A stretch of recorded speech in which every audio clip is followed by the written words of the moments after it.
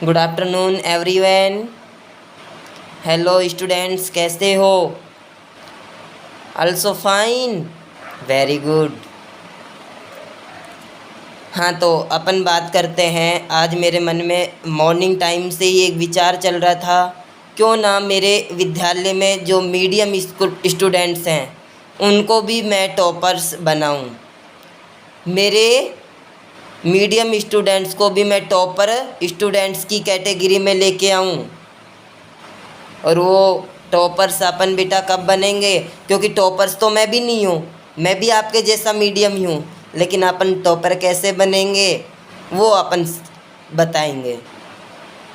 अपने विद्यालय में वीकली जो टेस्ट हैं, संडे टू संडे टेस्ट अपन रखते हैं, और उन संडे टू संडे टेस्ट को का रिजल्ट अपन मंथ के लास्ट डेज में देते हैं।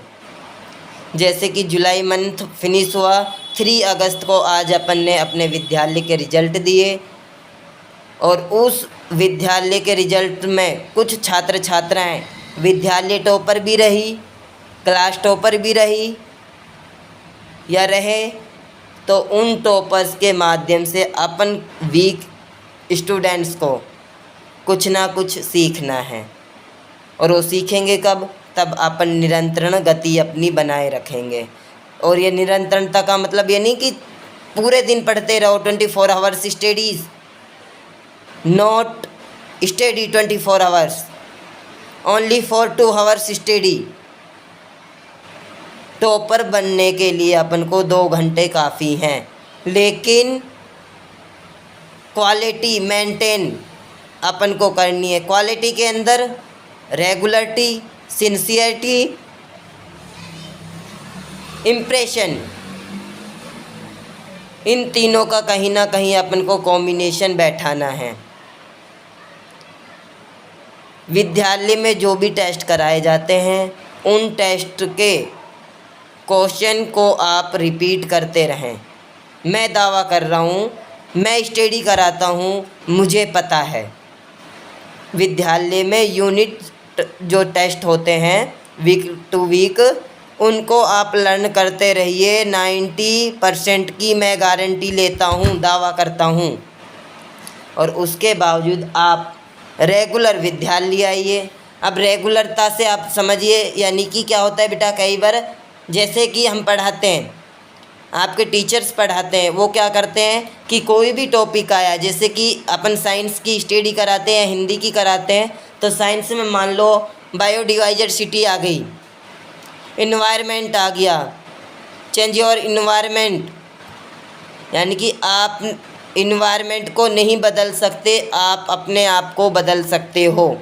अगर अपन को जीवन यापन करना है तो बेटा, या हम सभी को, स्पेशल बेटों के लिए नहीं, मैं अपने स्टूडेंट्स के लिए नहीं, डियर गार्जियन के लिए, डियर टीचर्स के लिए, और डियर स्वयं के लिए, मैं भी ये रूल नियम्स फॉलो करता हूँ कि प्रकृति को अपन अपने अकॉर्डिंग नहीं बदल सकते।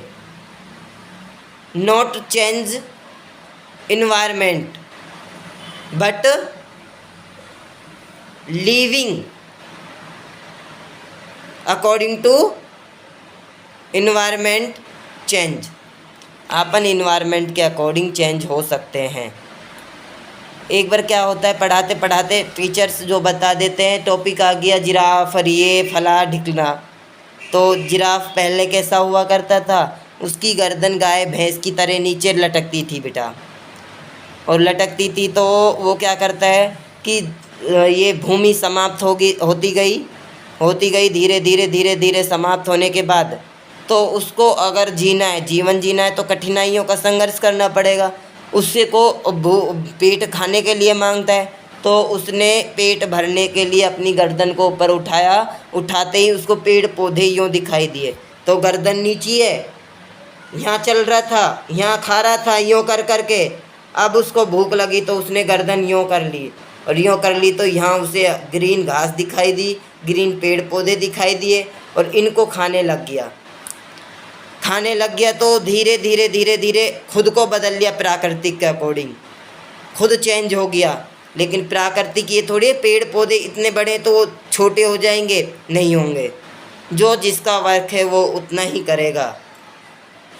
तो इस तरीके से भी कई बार टॉपिक्स विद्यालय में, स्कूल में, कक्षा में बता दिए जाते हैं। और जब एग्ज़ाम टाइम होता है, अपन जो रटते हैं वो कई बार अपने माइंड से निकल जाता है, और फिर अपन 2 मिनट सोचते हैं, यार ये टॉपिक मैडम ने बताया तो था लेकिन माइंड में नहीं आ रहा। फिर अगर आपने ये पढ़ा होगा, कौन सा, इस तरीके से मैडम ने बताया था, ये इस तरीके से सर ने बताया था, तो आप तुरंत क्वेश्चन का आंसर लिख सकते हो। तो रेगुलरिटी ये मायने रखती है। It's okay. निरंतरता क्या मायने रखती है उसका भी मैं बताता हूँ। एक दही से भरा बर्तन रहता है और उसमें एक मेंढक कूद जाता है। कूदने के बाद उसके माइंड में थिंकिंग आ जाती है कि भाई अब तो कूद गया, गिर गया, अब तो मेरी डेथ निश्चित है, अब तो मुझे मरना है, अब मैं नहीं जी सकता।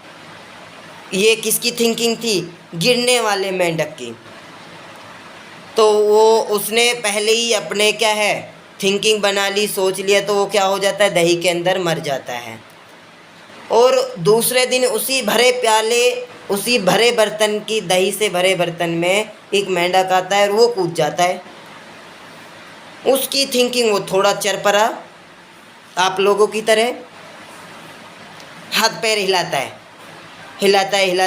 है और दही का क्या बन जाता है, छाया के रूप ले लेती है, तरल पदार्थ बन जाता है। और जो उसके दही के अंदर से निकलते हैं यानी कि मक्खन, वो ऊपर आता है। तो उस मक्खन के साथ मेंढक भी कहाँ गया, ऊपर, और छलांग लगाई बाहर। तो बेटा अपन को थिंकिंग माइंड में ये नहीं रखनी है कि स्कूल जाने से फ़ायदा क्या जब समझ ही नहीं बैठे। थिंकिंग ये रखनी है कि जाएंगे, चाहे कम परसेंटेज बने, चाहे कम मार्क्स आएँ, लेकिन रेगुलर जाएंगे। तो वो हिलाने वाला मेंढक क्या हुआ, बच गया। तो इस तरीके से अपन को अपने रिजल्ट डाउन करने की बजाय बचाना है, अप करना है। तो डियर स्टूडेंट्स, स्टडीज़ मायने भी नहीं रखती, मायने भी रखती है। क्यों? क्योंकि आप लोग मुझे बहुत अच्छे तरीके से जानते होंगे। मेरे पढ़ाए हुए जो स्टूडेंट अपने विद्यालय में स्टडीज कर रहे, मॉर्निंग टाइम में 1 आवर्स या 2 आवर्स लेक्चर देता हूँ और ये सारी चीज़ आपको बताता हूँ।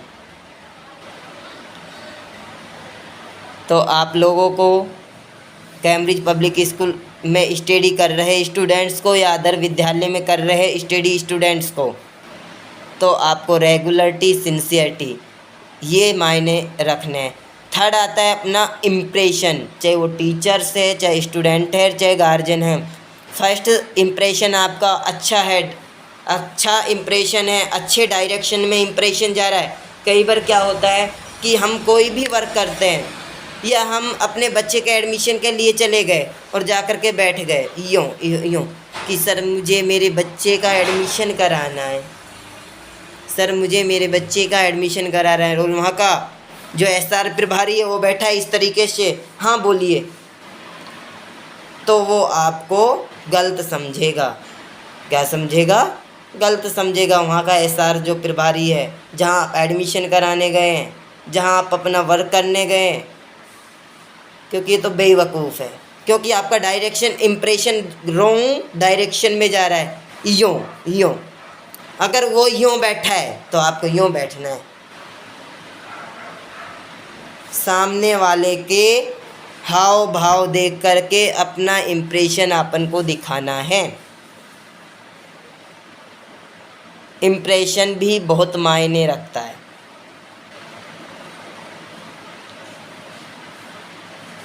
और रही बात रिजल्ट्स की, रिजल्ट्स तो देखो dear students, dear guardian, dear teachers, 36% वाला भी कलेक्टर बन सकता है और 95% वाला चपड़ासी भी नहीं बन सकता।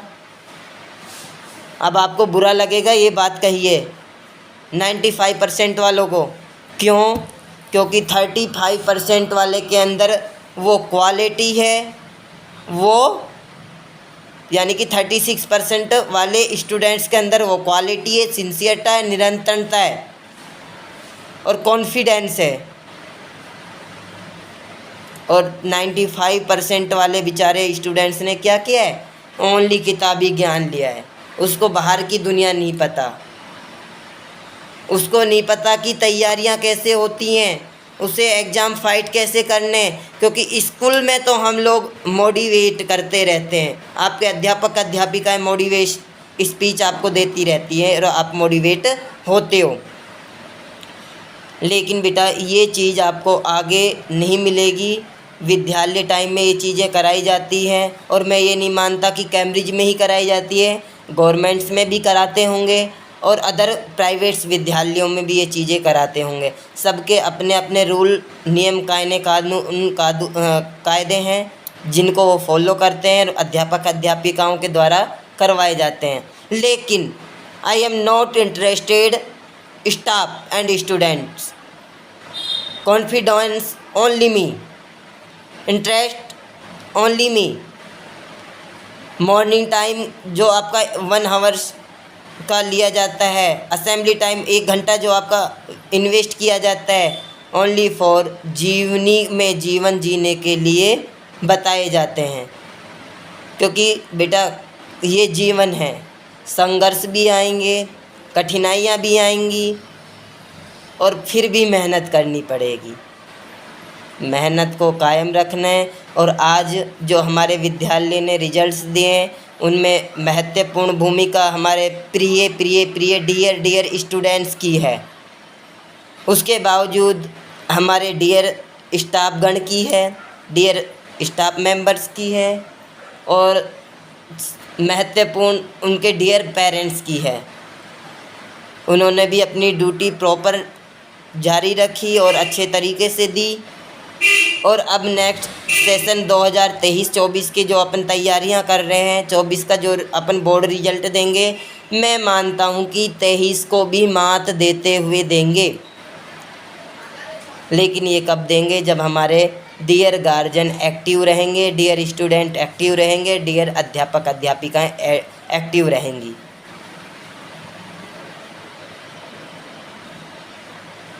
तो हम तो एक्टिव हैं, आपको एक्टिव होना है, देख लो। ओके, ज़्यादा कुछ टाइम नहीं लेना चाहता। फिर नेक्स्ट वीडियो में कल मिलते हैं नए विचारों के साथ। आपका most welcome in Cambridge public school all time. और आपको हमेशा हम सहयोग देते रहेंगे। हमारे जो स्टूडेंट्स पढ़ के गए उनके भी हमारे विद्यालय ने अभी तक भी साथ दिया, उनका एडमिशन भी हमने अपने अकॉर्डिंग कराए और निःशुल्क कराए। तो इसी तरीके से हम आपसे और आप हमसे जुड़े रहिए और अपना जीवन जीते रहिए और अच्छे जीवन के लिए मोटिवेट होते रहिए। थैंक्स, धन्यवाद।